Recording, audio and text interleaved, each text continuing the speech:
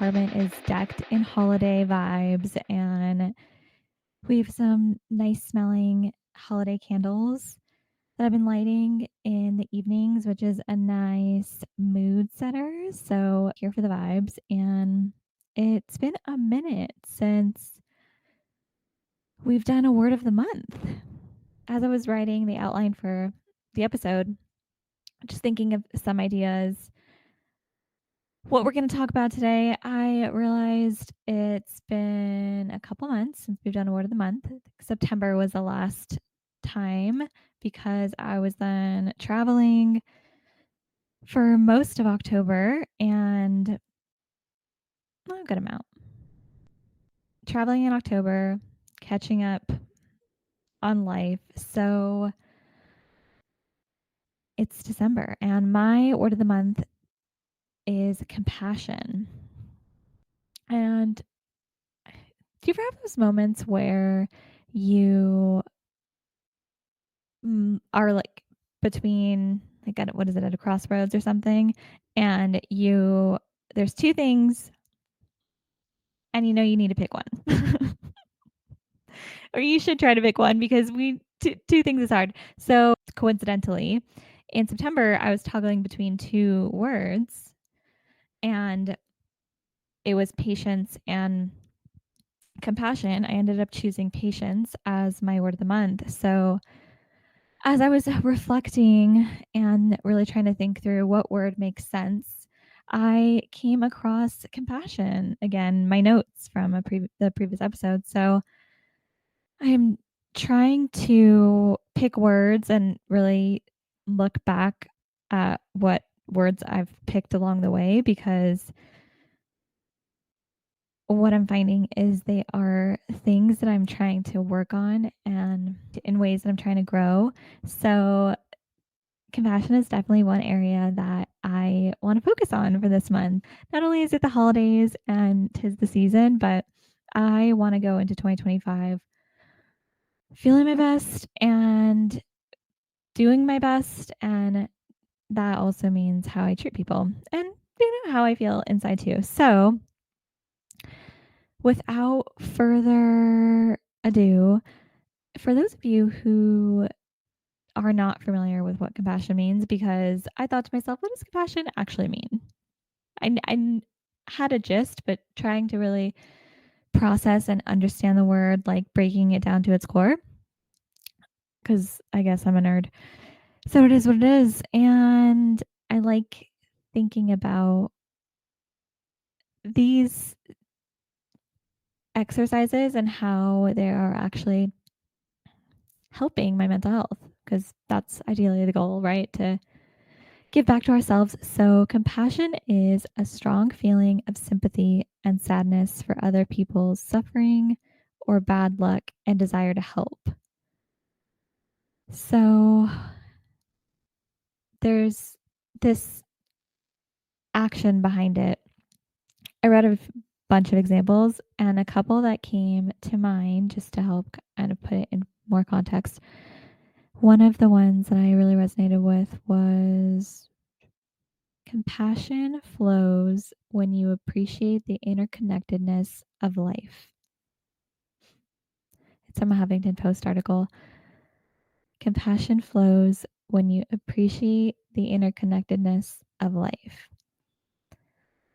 And when I read those words, I thought to myself, to take the time to appreciate the interconnectedness of life would take a minute.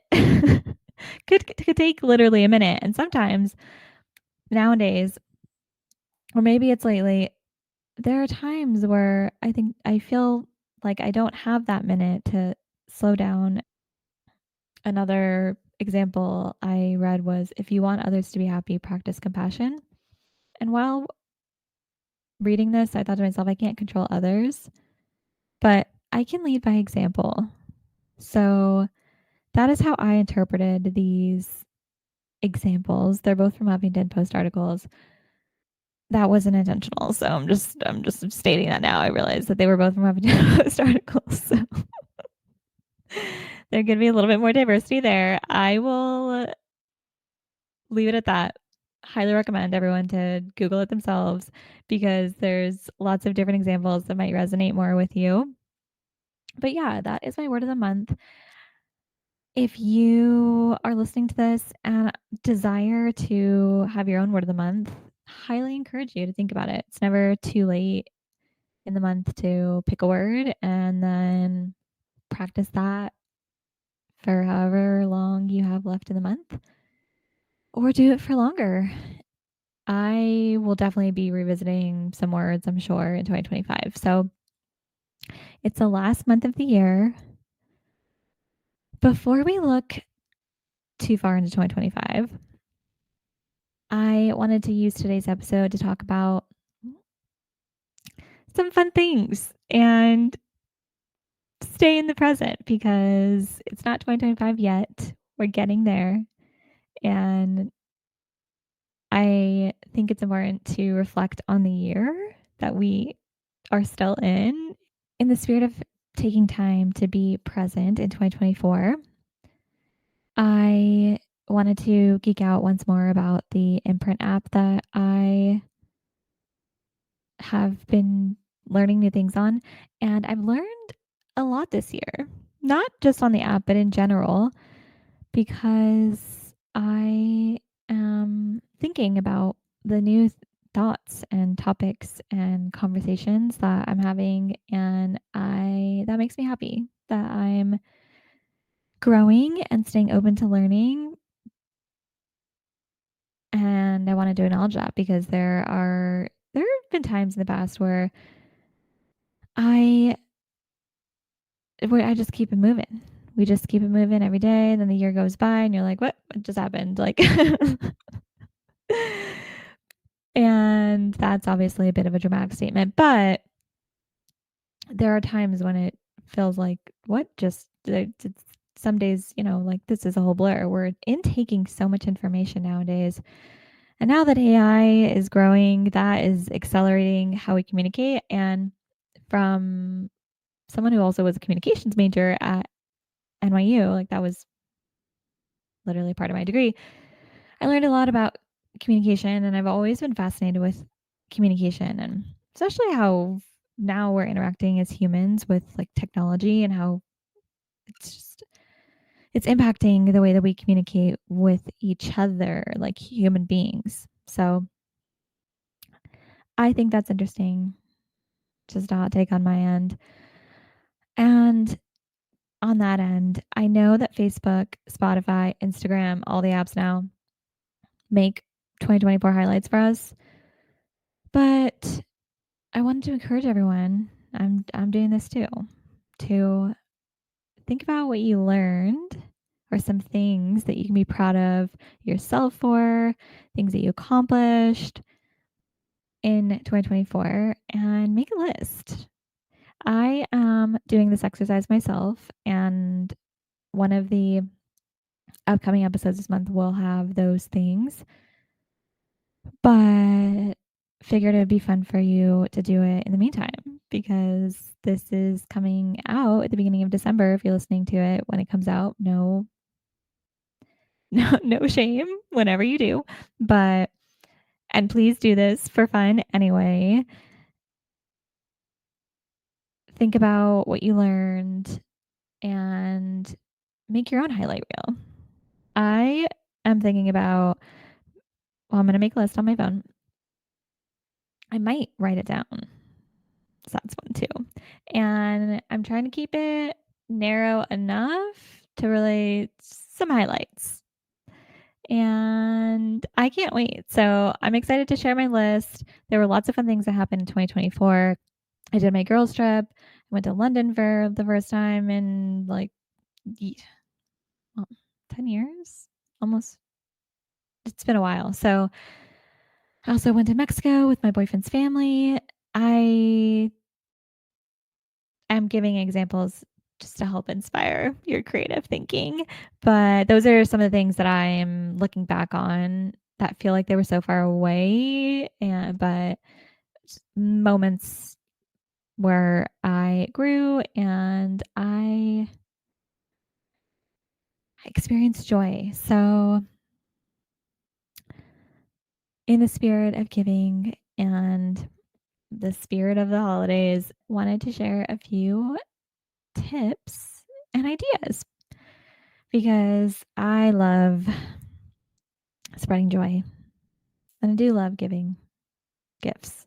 It's not all about the gifts, but I do love a thoughtfully gifted gift and I love to receive them as well. But we can only control us, right? So that's not me saying I don't receive thoughtful gifts. First tip would be to ask. It may sound like common sense. Sometimes people love surprises, but also sometimes people don't. People also are mind readers. So I think it's okay to ask, get some and give someone something they actually want or give them the option to communicate that. And it's advice I'm trying to actively embrace. So this is not something I've perfected, but I thought I would share it today because I was browsing for gifts and thought to myself, I should I should also just ask, and then at least I know. So ask. And I also got asked multiple times, and I was like, okay, I appreciate this. I appreciate being asked because there are things that I want. So I can communicate that. If you have a creative person in your life or you want a creative gift, you want to inspire someone creatively, I highly recommend Pilgrim Soul. My boyfriend got me this journal last Christmas, and it's a journal to inspire creative thinking.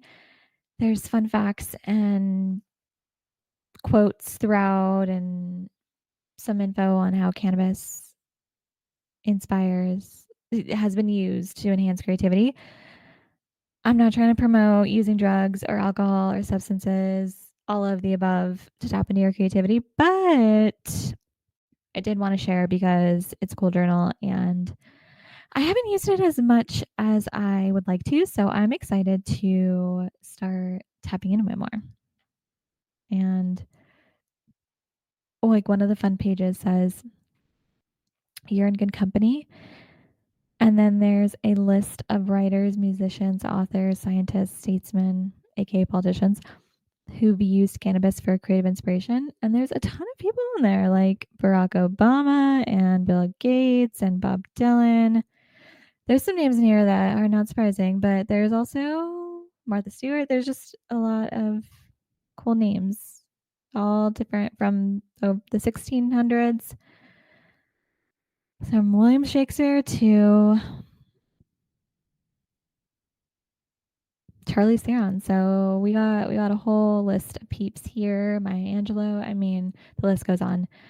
It's a fun one. I have one already. So, Dad, if you're listening to this, I love you, but do not purchase one for me, please. Let me get through this one first. Joking, but also not joking. And definitely check it out. I'll put a link in the show notes. If you have any artists out there, color me mine. It's an actual in-person location. You can paint something, take it home. I went there as a kid and I've gone there as an adult too. I'm overdue for a color me mine appointment, but highly recommend. Or paint by numbers. Those you can get online. There's local shops and you can gift that as well. I got a few of those last Christmas and painted one. And then I was ambitious and got ones that were really detailed. So even if you have someone who's an amateur, the painter, or someone that can rise to the challenge, there's all different levels there. It's like, I will link to one in the show notes as an example. Experience gifts, tingly, spelled Tinggly. Great for people who want to gift an experience to someone or maybe even to yourself and give the flexibility if you're giving it to a person as well. So I actually got my boyfriend and I got my mom one an experience for her 50th birthday. There's things from mini break for two, so it's one night for two people. You get to pick from thousands of hotels across the world, experience gift boxes, and then also specific things that you can gift, and lots of different themes. They range from actual tickets to specific museums around the world as well. So right now on the site, from $18 to like in the hundreds. It all varies on what you're gifting. Self care, mental health, focused gifts. What? It's just okay. Um, so for these types of gifts, I would think about what would increase their mental health, make a positive impact in their life, their day to day. It could be as simple as that. It's so easy nowadays to buy things for the sake of buying them. And while I love browsing online, it's also problematic for the environment and not necessary that there's an excess of everything. So that's just my hot take. Self-care and mental health focused gifts, practical things like a Kindle if you know that someone loves to read books and ebooks, and maybe an Apple Watch. No, some of these are a little bit more expensive, or a Fitbit, the AirPods. There are lots of practical gifts. We don't need 12 of everything, but a masterclass, those are cool online as well. You can learn about a new topic if you know that person might be interested in learning in that type of gift, or it's outside of the box. So those are some ideas. The holidays are not all about gifting, but I know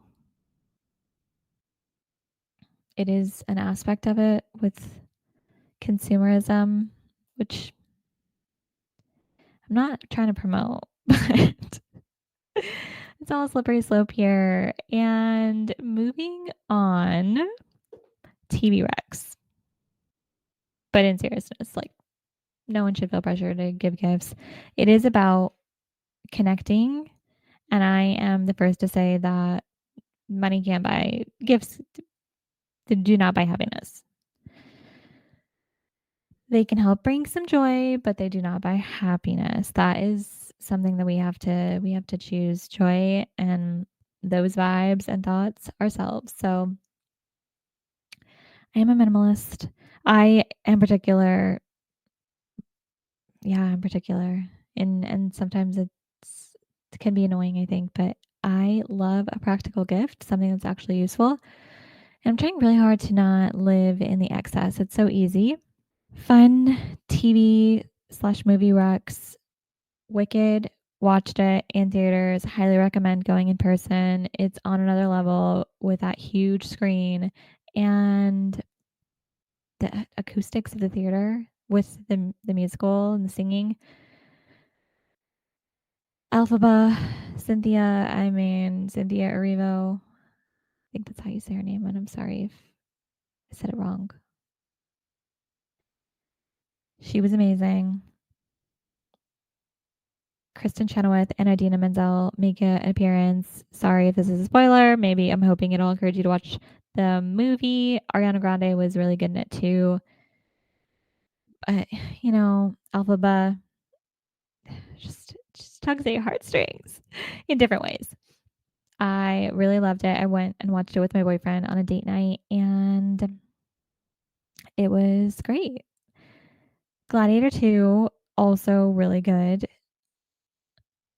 I loved the first one of my most favorite movies all time. So it lived up to the hype, and I watched that with my brother and my boyfriend. That was really good. Definitely some gory scenes and a lot of action, but I did appreciate the visual effects and the strategy, because you know, there's strategy when it comes to war sometimes, or the underdog. I love an underdog story. It was all good. Love period pieces as well. Could go on. Highly recommend. Don't want to give too many spoilers because I feel like that came out recently too.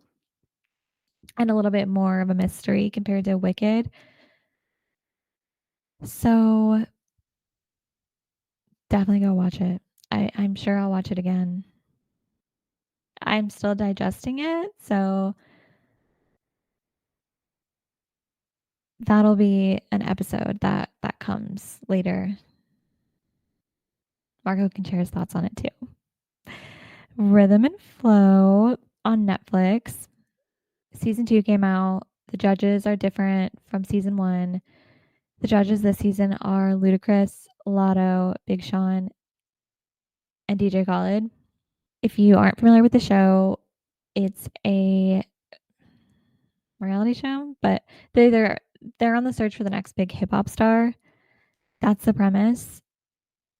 This one was released in a couple parts and it's so good. Inspiring, creative. The up and coming rappers and hip hop artists are so talented. So, if you're a fan of music and culture and hip hop, oh, Eminem is one of the guest coaches, one of the episodes. Woof. It's really cool. It's the way that it is filmed. I really appreciate because you kind of get to know the people that are going through the competition throughout. Um, get to know them as creators and like what inspires them, and you see them challenged in a raw and almost relatable way as a creator and as a human being. Um, but it's inspiring to see each of their individual stories. So the next and final recommendation for today is Lioness. Going to give credit to my dad for the rec. He's been recommending it for months and before was trending, honestly. And I had too many Bravo shows to catch up on. So I am finally here and it's on Paramount Plus. I'm sure a lot of people have watched it by now, but if you haven't, it's really good. Violent for sure and has gory scenes, but Zoe Saldana and Nicole Kidman are chef's kiss. They're they're great. They're great. This I like seeing their camaraderie. They're I like seeing them act together. They're two iconic women actors, and there is a hot husband, so that's fun. And I saw this actor in Brothers and Sisters, which is a family drama show from years ago, like probably my childhood. So it's old, but I've always liked him and he has aged really well. So he is handsome. I love Zoe Saldana and I don't think I could do the job that she does in this show. I know people do it in real life and it's surreal to think about. So, highly recommend you check it out. It's really good. And there's 2 seasons, so you can binge the first one if you want and then start the second one immediately. I did that. So I've been watching a lot of TV lately and I love it so much, but I'm trying to put to practice what I'm learning about when I'm using this Imprint app, which I'm realizing there are so many topics to learn about and I want to stay present and give myself time to learn things. So one thing I'm trying to learn and work on is reimagining my downtime because I spend a lot of time watching TV. And for me, that is downtime.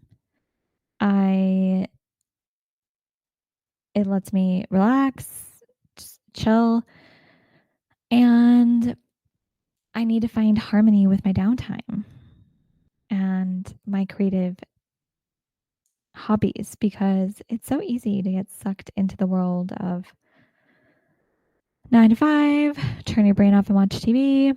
And while I love those days, I also love being creative and it fills my cup up and brings me joy in ways that are hard to describe, but are so good for my soul. And if you know what I mean, you know what I mean.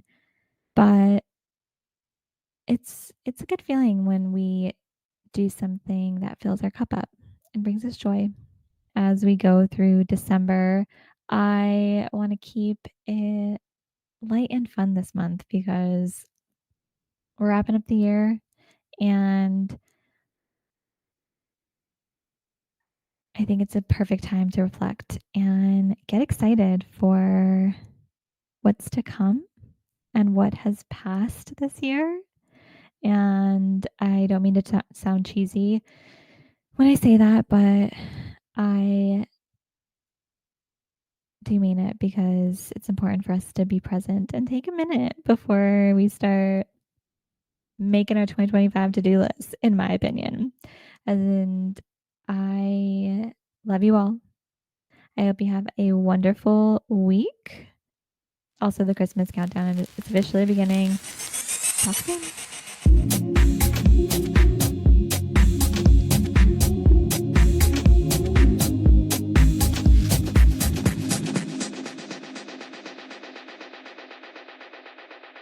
Music and editing done by Marco. You can find him at midnight, MIDNITE _mind 80 on Instagram for more of his work.